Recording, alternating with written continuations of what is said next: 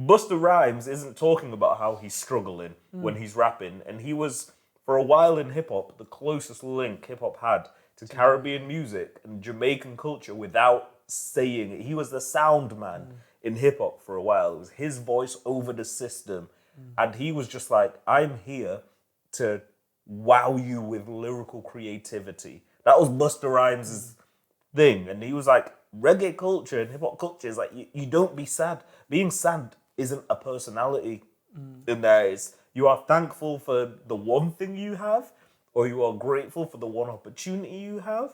And it's not about like being humble or thankful for the corner of bread, but it's about, that relativity and being like, this is my presentation to it. He's also from the school that he literally went to school with DMX and Jay-Z, and they were rapping at high school together. So that pocket is nuts to think about as like a time capsule of the world.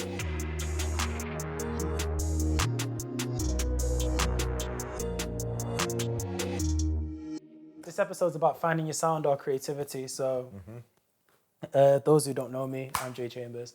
I'm a reggae hip hop artist from Manchester. So, myself and Sign were really fortunate enough to go to Jamaica last year to record my next project, which is called Homecoming, which is about a whole lived experience. But going on that journey was a whole part of self-reflection and being able to find my sound. And this episode, we're going to explore like, what is that? Like, how do you find your creativity or find your thing, which is your sound or your image or your lens in which you view the world? Preach.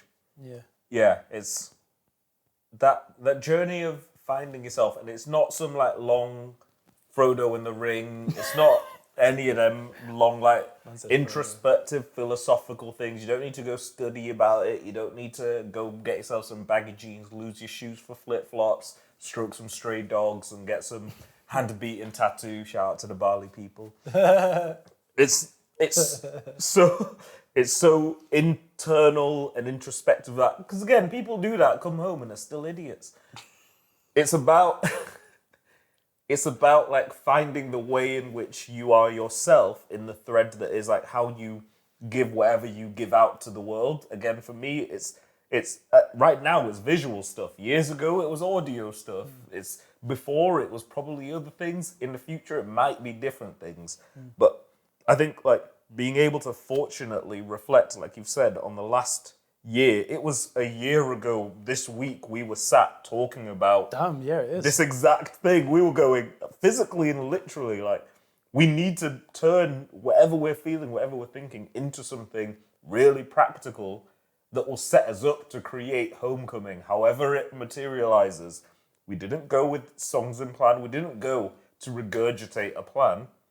We were building the foundation of like, what does each our own individual creativity as different colors of the Power Rangers in the team look like? Like, how are we gonna mighty morph to pull together this Homecoming album? What is it gonna look like at the end? Are we gonna be the Power Rangers when it became dinosaurs, or are we gonna be the Power Rangers when it became spaceships? Like, which one are we going to become in the creation? So yeah, it's a great question and thing to talk about a year on from us having to do it. I feel like for me, like finding the sound was, I guess, silence and the noise. I think like musically, it's very easy. Like, because a lot of the times when you create music, your first part of call is searching for validation. So sending things out to friends, families, engineers, other artists, being like, yo, what do you all think before I get this done? And actually, like, I think approaching Homecoming, I think it was like me, like you, JSD, Sims, Small Guns were the only people who'd hear anything that was recorded realistically. And it was like, I learned that in order to be able to find my sound, I need to limit the external influences that are going to shape that, because then it's not going to be me. It needs to be authentically me. Yeah. I agree and also disagree.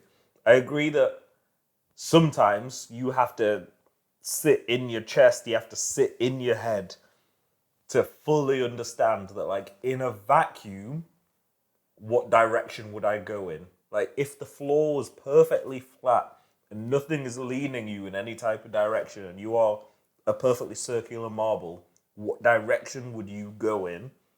I think I agree with you where you have to X out all of those gravitational pulls or leans, whatever they are. But also, the ones that you do invite in on your own premise or the world's premise, sometimes the world will decide you have to lean in a direction. That how do you control the pace? How do you take in the perspective? How do you take in all of those things? And I think the last year, as well as you having to go, okay, close all of these side doors and these fire escapes that people are using to come in and out on their own accord, but also like sometimes the floor will be pulled out from underneath you and you go, how do I have to fly if I have to fly? How do I have to like fight or flight became very complex in the last year as human beings trying to turn something internal into something external. So I think that like without even explaining it in the moment, you did both of those things. It's a madness because it's only like reflecting now that you see that. I think like finding your creativity, the first part of that is then just having, I guess, like the gumption to go for it, because we literally spoke that project into existence. Like once the turning point was after Escape the Kingdom dropped, kind of dropped a few things, scrapped, had an EP that was ready to go called Sad Tape. Don't bite that title because I still might use it. Seasonal Affective Disorder. And then scrapped it because it was going back to that thing. It was all like depressed music. And it was like, yo, that was for me to get some stuff out, but I actually don't feel that way. And then it was only like, once we started chatting about like building on Escape the Kingdom and that being the direction and being like, well, what's the next step after Escaping the Kingdom? It's having a homecoming.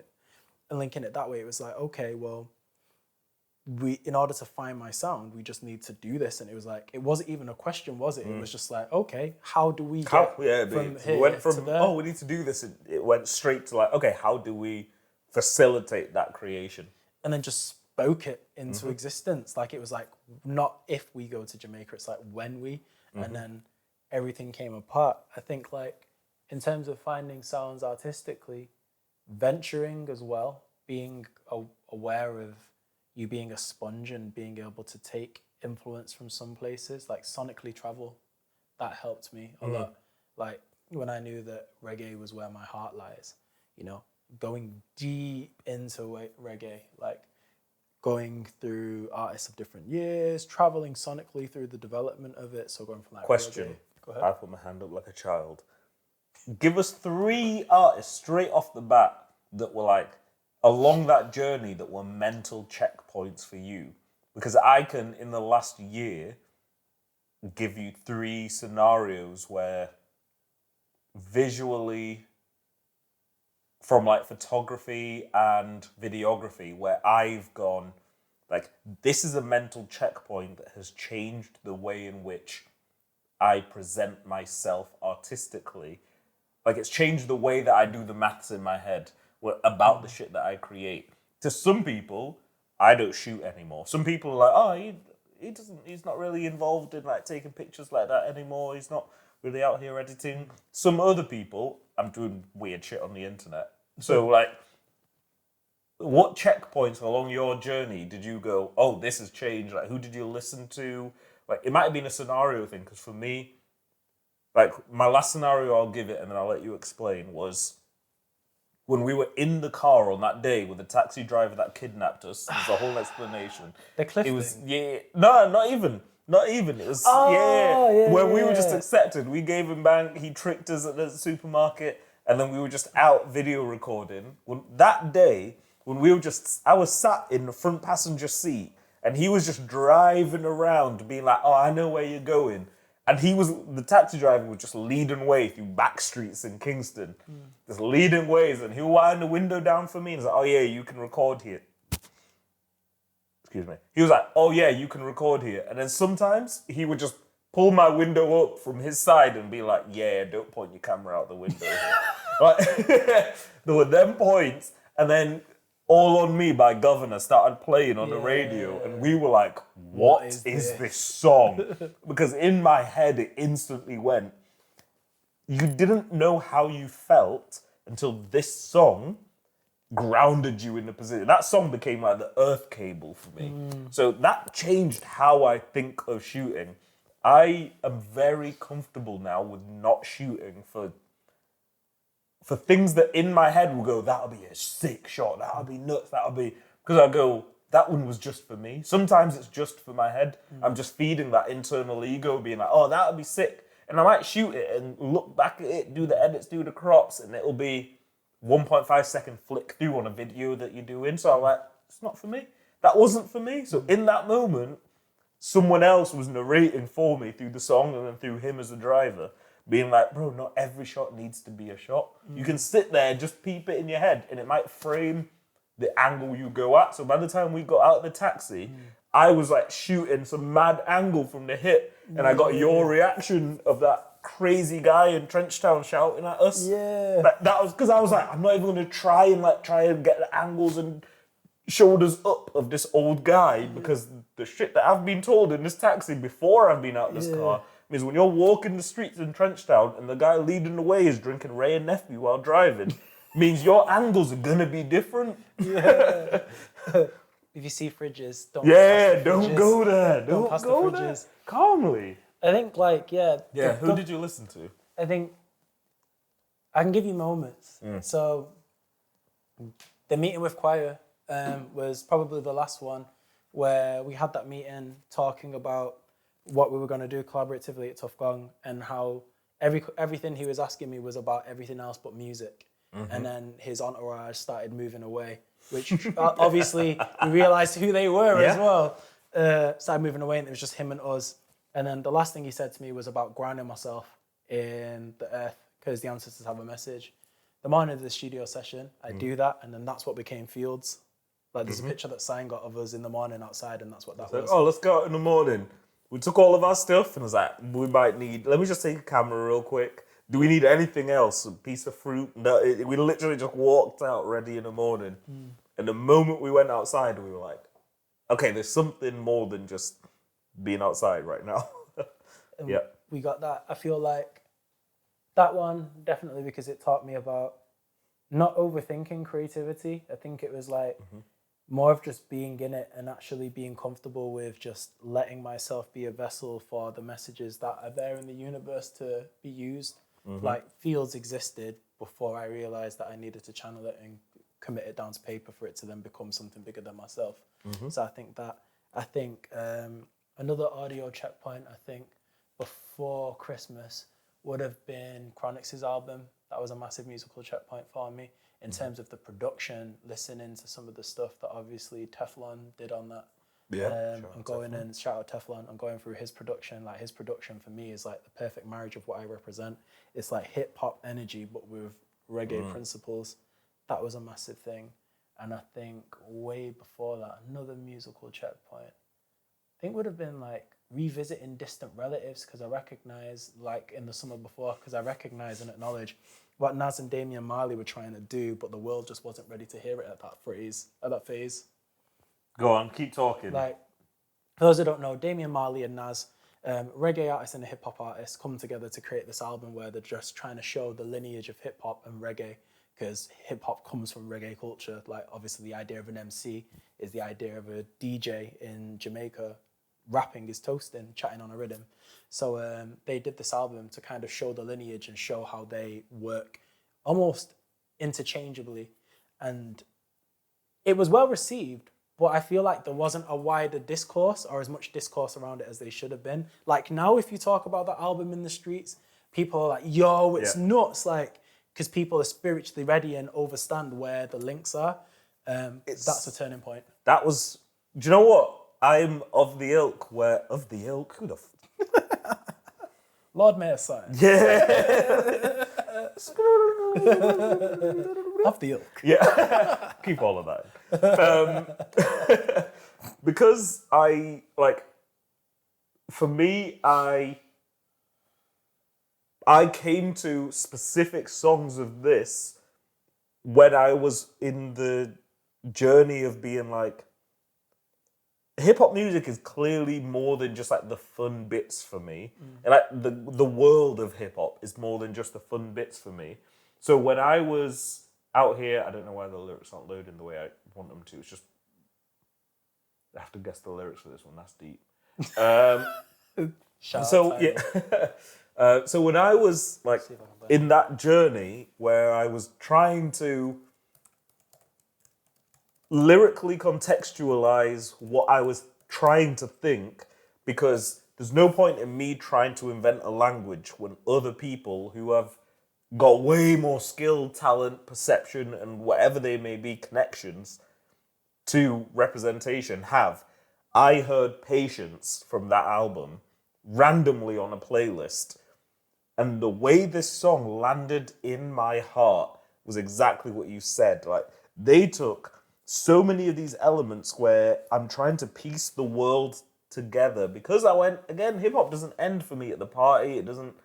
It's not one of those things that I put down and pick up for fun. It's the thread, and then some of it is fun, some of it isn't, but you eat it all the same. This song dropped for me perfectly in that world. Bro, the lyrics. Some of the And they are. smartest dummies can't read the language of Egyptian mummies and fly a go moon, but can't find food for the starving tummies. Pay no mind to the youths, cause it's not like the future depends on it, but save animals in the zoo, cause the chimpanzee them and make big money. This is how the media pillages. On the TV, the picture is savages in villages, and the scientists still can't explain their pyramids. Her evangelists making a living on the video of ribs of the little kids, stereotyping the image of images, and this is what the image is. Nuts. Yeah. This is what the image is. Nuts. Yep. Like, so yeah, I'm with you where like there were certain songs and moments where you go, okay, other people who are, bless them, infinite blessings to these other people that have walked these paths before us, whatever degree of exposure these paths had. The fact that that was Amali and Nas means they're walking paths that have been already cut out and paved for them by both of their fathers. Both of their fathers were literally carving paths that culturally we didn't even know we needed generations on. For them to continue to give us stuff like that, for me, is, yeah, that fueled it. I think going back then in terms of looking at what it is to find your creativity, aside from the spiritual checkpoints, what do you do then to keep creative? Because I feel like sometimes within today's society, because we live in this instantaneous, we need to put things out, we need to give instant gratification. And with art, particularly high art, in the least douchebag sense of the world, takes time for you to marinate and create. So how do you manage that with images? Knowing that time isn't linear, but it does move exponentially. Like, time isn't, it's not linear in the sense that like it's just one way, and it goes all types of ways. That sometimes you have lots of time. I'll wind this in together and I don't sound like a crazy person. Sometimes you have all of the time in the world in 1 hour. You can be the most creative you've ever been in 1 hour. You can have an idea, you can shoot it, you can be editing it in 1 hour flat, because that's the way the sparks decides to flow through you that day. Sometimes it will take a month to do that exact same thing, but the time feels the same. So exponentially, that month felt like that 1 hour you had in another period of time. For me, creatively, it's about just being open to whenever any of those moments spark. So whatever's going on in my life, it's about knowing that I'm hitting it when the drum is ready to be hit. Like, when the beat is hot, I am there. So I know, like, internally, some days I won't, all the cameras are loaded. The cameras are loaded. That's my level of, like, preparedness, is that I can go, I'm shooting medium format black and white today. I can load that super quick. When we were in Jamaica, the prep for me, the loading the shots per se, was knowing how quick I needed to be able to set up cameras and the gimbal. So we'll be like, oh, we're up. And you'd see me just go like, boom, do the setup. So I know, even if I'm not creative visually for another 2 hours, if we're still like, okay, we're set up while everyone's like mastering stuff and like working stuff out, leading up to you rapping, in my head, I was like, I know I can shoot. I know the moment something happens. You and Sims went outside busting coconuts up. I was like, oh, creatively, I can see that I should be outside with them with a camera positioned. Caught you doing that freestyle before you had to run in and that became a track. In my head, I was like, as long as I'm ready for those moments, it could be 30 seconds sat outside. It could be the rest of that day where I would just like have to balance batteries and cameras and make sure security wasn't on me because the first thing he was like, yeah, are you shooting in here? Like, to have those conversations, I had to like be open to stuff. And sometimes it's frustrating, sometimes it's tiring where you're like, I'm just tired, I don't want to do that thing. Or I really want to create now. I've made my weekend free, but there's nothing I want to or point or can point a camera at. And I just have to balance. For me, it's like finding that balance so you have that outlet. What's it? It's not thinking about how much you have to balance in the tough going scenario. Like, It was so fun. I don't know how you did that. Like, actually thinking about it, like, obviously, Don't shoot. Don't shoot. Yeah, the don't shoot rule was but tough. shoot everything. Yeah. I don't know how you managed to do that. Like, and this is the stuff that's become like fields in the film. I don't know how you managed that. Bro, it was so fun. Because I was like, my brain was like, all we're doing is channeling. All we're doing now is just capturing the channeling. I had a camera pointed at Boxy and them. I had a camera pointing into the mixing room. I ran in and set up that little one in the room watching you just work it out, quiet walking in. And then I was like, can I have a handheld one to just capture people walking in and out and just that vibe or people's faces or the little chats that happen in and out. And it's just like, do all of that without making it a thing. I think one difficult thing about a lot of the culture and community now is like making something a thing to then be able to like encapsulate it. People like making the creation a thing or trying to bravado that like they record all their music with all their jewelry on or like, I'm just nice with it or this is what I do or that bravado, I don't care. It was like, remove all of that. I wanted to get to a point where no one even sees a camera, even though there are 4, 5, 6 cameras in a room. I think that was creatively what we talked about before as well. It was like you wanted to make it very fly on the wall, like people, because like you're saying, when you're watching like these making of things, a lot of the stuff that people see and the stuff that we've done would have been removed. Like the conversation of me and Choir working out what the end of that verse was from an ego perspective. Most artists may have been like, I'm not going to show that and show that he finished my verse for me. Yeah, they would have been like, no, I'm just, But it's like, that's the level of exchange that happens. So I guess like in terms of, again, linking it back to finding your sound, another part of it then is just the openness, is being open to learn from those. Like I very much approach that creative situation as being a student. Like every time I was spoken to in those scenarios, I listened. Like when we did the first tune, Live Like Selassie, like... Yeah. Bro, he walked in and he put you on the desk real quick. Walked in, give me that verse. I knocked the verse out in like 20 minutes. And then Choir came and he was like, that's good, but to take it to this next level, this is what you need to do. And bro was giving me like ad hoc vocal lessons in the mixing room, being like, you want to add this melody to it? Yeah. This is where you want to go? This is the tone? He was there, like working on pitch with you. Yeah, like literally guiding me through it. And it's like, if I approach that in terms of finding my sound, like if I had an ego, like going back to what we were saying about ego, it'd be like, well, nah, I'm just going to leave. I'd said what I said. Yeah, no, that's the bar, innit? That's how I wanted it. That was an easy, in hindsight, that could have been the easy thing to say. And that would have probably closed so many more doors that went on to open. And for me, like carrying that energy at every possible opportunity when it's like, we're outside, we're outside. That's why anyone that knows me knows I use that phrase to mean that like we're open to whatever comes our way, we are open to.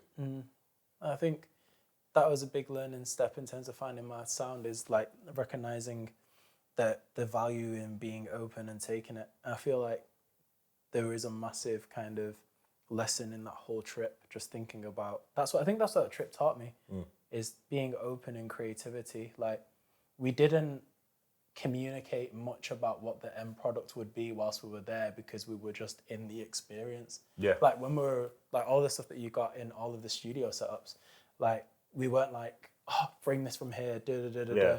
It was just like you were there. Like Works Cyan in a ended room, up chilling. on a couple of the tracks doing ad libs, because I was just out. like, they're like, do you want to do ad libs? And I was like, I don't do ad libs. And I was like, Cyan. And then he's like, all right.